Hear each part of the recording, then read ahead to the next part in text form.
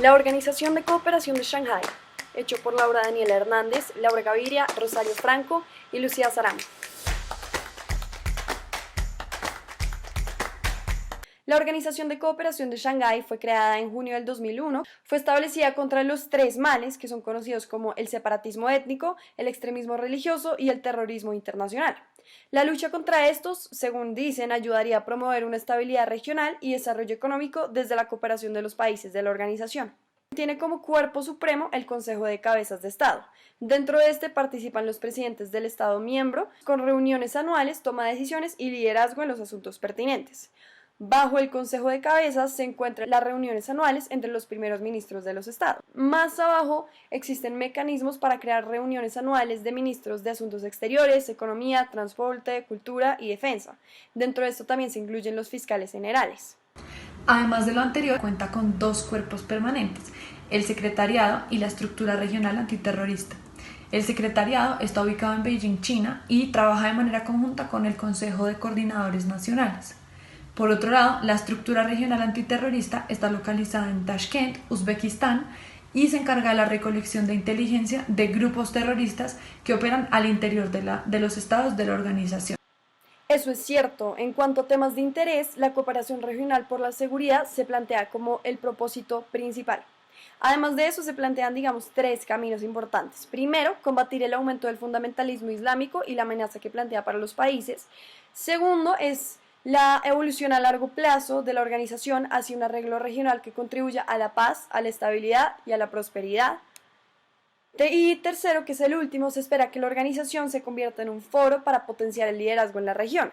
En cuanto a los logros, se reconoce que en las cumbres de las cabezas de Estado se han declarado logros como el establecimiento del foro, acordar la estructura antiterrorista, combatir el tráfico ilegal de narcóticos e incluir más países dentro de su foro. A partir de eso ha habido 3 puntos de desarrollo. Primero, la estructura regional antiterrorista ha llevado esfuerzos concentrados por el cuidado de fronteras y apoyo en la inteligencia. Segundo, se reconoce la institucionalidad de la organización con el Acuerdo de Construcción de Confianza en la Esfera Militar en Zonas Fronterizas y con el segundo acuerdo, que es Acuerdo de Mutua Reducción de Fuerzas Militares en Zonas Fronterizas. Por último, esta organización ha logrado posicionarse como un mecanismo de cooperación regional sostenida y ayuda a promover la cooperación entre sus miembros. Un ejemplo claro es la relación entre China y Rusia, que suelen tener unas fronteras muy conflictivas, pero a raíz del trabajo que se da en la organización, se ha demostrado los esfuerzos por la cooperación y la confianza. ¿Cuáles son sus principales desafíos y cómo los está enfrentando? Entiendo que la organización tiene una cooperación institucionalizada, pero ¿qué tiene que hacer para ser vital para sus miembros? Bueno, para ser relevante necesita más liderazgo político y esfuerzos por una infraestructura política, económica y de seguridad. Además de ello, se plantean 2 desafíos principales.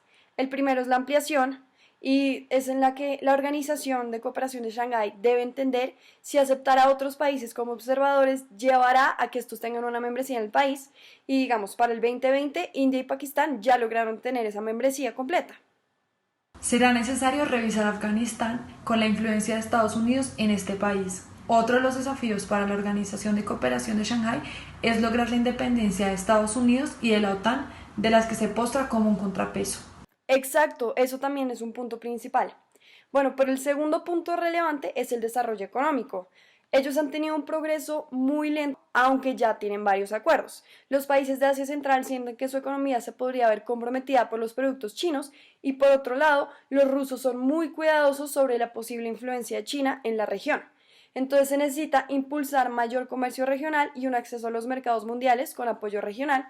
Y uno de los ejemplos ya existente es el consorcio Interbank de la Organización de Cooperación de Shanghái. Y de la misma forma, esta organización debe clarificar cuáles son sus prioridades, si son la economía o la seguridad, porque esto será el pilar para poder entender cómo desarrollarse y cómo crecer a largo plazo.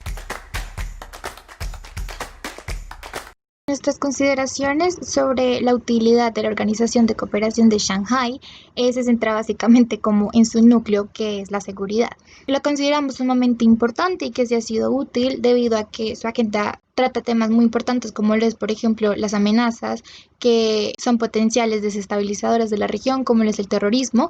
Esta organización tiene medidas para la cooperación antiterrorista y de hecho ya tiene una institución que se llama la Estructura Regional Antiterrorista y pues que ha permitido como esta cooperación en cuanto a información, en cuanto a la definición de fenómenos concretos, como ellos denominan los tres males, que bueno, lo vemos en varios grupos armados que de hecho hacen ataques transnacionales. Los vemos ya sea tanto como una visión radical de la religión del Islam o que sea un movimiento más político, étnico, como lo vemos en China.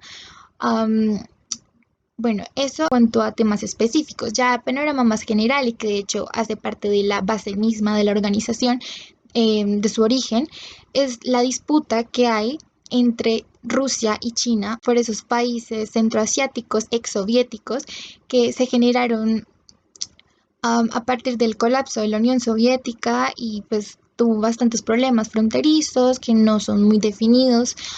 Este tratado ayuda a que no se crearan guerras y también de ahora que la política exterior de Rusia y de China se ha ampliado a cierto nivel, de que Rusia quiere generar mayor influencia política en estos estados exsoviéticos y China de una forma más económica, y ambos están muy interesados en los recursos que ostentan, como el hierro, el gas, el petróleo, y bueno, ahora básicamente con la ruta de la seda. Entonces es un panorama que puede generar bastante conflicto y precisamente esta organización funciona como foro político para evitar que escalen estas tensiones políticas, que no se genere un conflicto. Y podemos ver su utilidad, de hecho, en, en la confianza que han puesto en la expectativa que tienen ciertos países como India y Pakistán, que se unieron en el 2017, que como bien sabemos son países que han tenido conflictos bastante complejos y bueno, genera bastante tensión en la región. Ambos poseen armas nucleares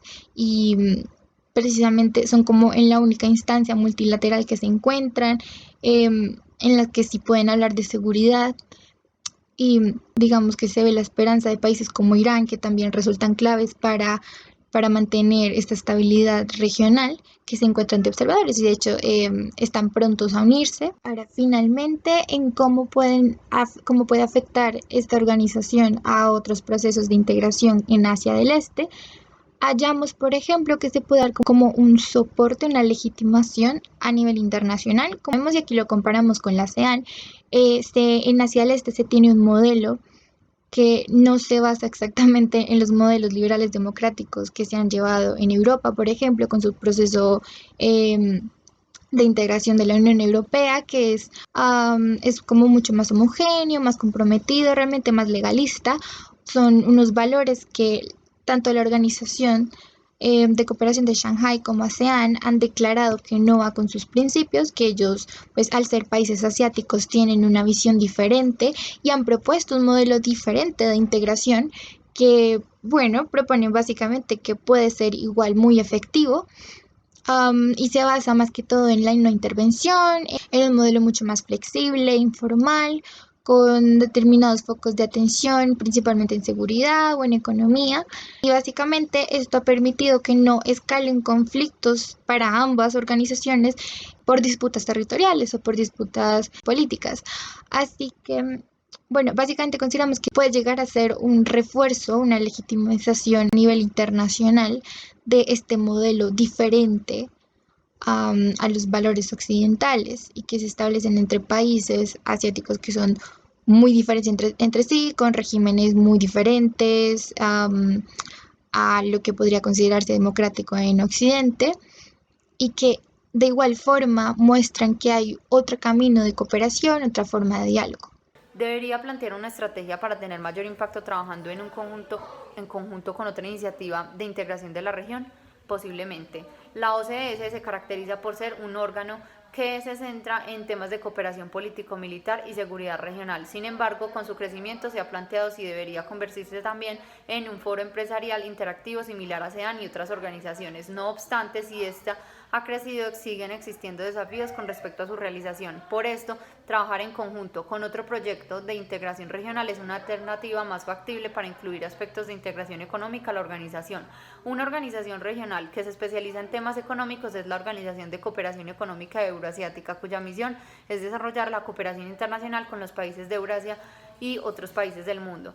Esta tiene como miembros en común China y Rusia, los dos grandes líderes de la OCDE, e India, quien ha sido miembro observador de la OCDE.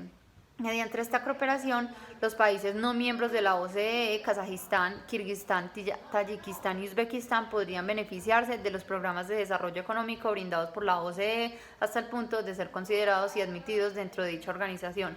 Es importante resaltar que la misión de la OCDE de concentrarse en abordar temas que conciernen la seguridad regional es por sí sola bastante compleja, ya que de esta se derivan múltiples fenómenos como el terrorismo internacional, extremismo religioso, tráfico de drogas, separatismo étnico, entre muchos más. Por ende, el tener una organización regional que se enfoque exclusivamente en dichas problemáticas podría resultar más efectivo, especialmente enlistando los 3 males mencionados con anterioridad. Hay que decir que el mundo bipolar de la Guerra Fría hoy se transformó en un mundo multipolar y por esto Asia, África y América Latina han demostrado ser relevantes en el nuevo contexto. Además, es importante tener en cuenta que la creciente ola de globalización ha llegado a los países latinoamericanos y con ella la diversificación en las relaciones exteriores. Y en medio de ese contexto regional, las relaciones entre Colombia y China se han consolidado progresivamente con 2 aspectos diferenciadores principalmente. El primero, la política exterior colombiana ha estado predeterminada por la idea del respice polum, que justifica esa mirada constante al norte, y bajo esta perspectiva Colombia se ha alineado de forma casi incondicional con los Estados Unidos. Las transformaciones internacionales han hecho que desde hace unos pocos años Colombia empiece a cuestionar y reducir la subordinación que ha tenido históricamente con Estados Unidos, y esto le ha permitido ampliar su espectro internacional para la cooperación y las relaciones bilaterales o multilaterales por fuera de ese respice polum. Como fruto de esta apertura del ente, China entra a entablar diálogos con el país latinoamericano. En segundo lugar, durante la presidencia de Juan Manuel Santos, Colombia empezó a transformar las prioridades dentro de su política exterior. Nuevas temáticas como el medio ambiente, los derechos humanos, las migraciones, entre otros, se posicionaron dentro de los intereses del país. Ahora bien, con el actual gobierno presidencial de Iván Duque, ha vuelto a tomar como ejes fundamentales de política exterior las cuestiones de la seguridad y las subcategorías del narcotráfico y el terrorismo principalmente. Y eso nos abre la posibilidad de que nuestro país esté interesado en entrar a la Organización de Cooperación de Shanghái. Pues de manera superficial se podría decir que sí, pero en realidad es más complejo que eso. Aunque las relaciones entre China y Colombia aún tienen un tinte predominante del sector comercial, económico, financiero, ambas partes están interesadas en profundizar la cooperación en sectores como el de la seguridad, dando una respuesta conjunta a problemáticas compartidas como el narcotráfico, el terrorismo y el tráfico ilegal de armas de China hacia Colombia. Para Colombia puede ser llamativo el enfoque antiterrorista que tiene la OCSH, sobre todo por la posición que tiene el actual gobierno con la implementación de los acuerdos de paz pactados con las FARC. Además, deja a un lado ese respice polum y pone la mirada sobre otros ejes de poder como China. Puede darle una posibilidad de estabilizar sus relaciones con el sistema internacional y desprenderse de la dependencia norteamericana para ampliar su espectro en cooperación económica, social. Parece una propuesta demasiado atractiva, pero aterrizándolo un poco más a la realidad, ¿crees que sería factible que Colombia se integre a la Organización de Cooperación de Shanghái? Aunque en efecto existen intereses compartidos entre Colombia y la Organización de Cooperación de Shanghái, en materia de seguridad sobre todo, la posibilidad de que el país latinoamericano entre a la organización es muy baja. Los países miembros de esta organización comparten la característica de la cercanía geográfica. La integración y la cooperación son menos complejas al pertenecer a una misma región, además con características comunes en términos culturales. 2 de los 3 males que busca erradicar la Organización de Cooperación de Shanghái no están en la agenda de prioridades de Colombia. El separatismo étnico y el extremismo religioso no son problemáticas o males de los que Colombia se tenga que preocupar en este momento. Nuestras problemáticas y nuestros enfoques nacionales están orientados a otro tipo de problemas. Mejor dicho, A pesar de que puedan existir algunas motivaciones por parte de Colombia para ser parte de la Organización de Cooperación de Shanghái, en realidad esta es una organización regional asiática y pues por ende las políticas, los intereses, las decisiones y las proyecciones estarán enfocadas en responder a las necesidades de los países miembros de esa región.